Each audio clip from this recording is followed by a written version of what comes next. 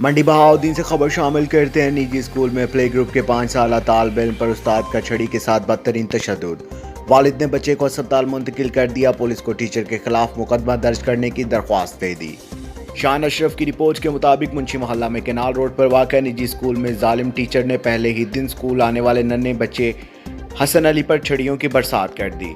छड़ियों से मार मार कर बच्चे के दोनों बाजू, कंधे और कमर पर निशान डाल दिए। नन्हा तालिब इल्म हसन अली रोता रहा मगर जालिम टीचर को बिल्कुल भी रहम ना आया।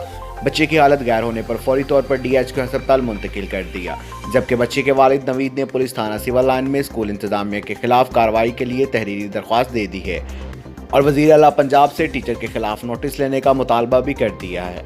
हमें रिपोर्ट कर रहे थे मंडी बहाउद्दीन से शान अशरफ।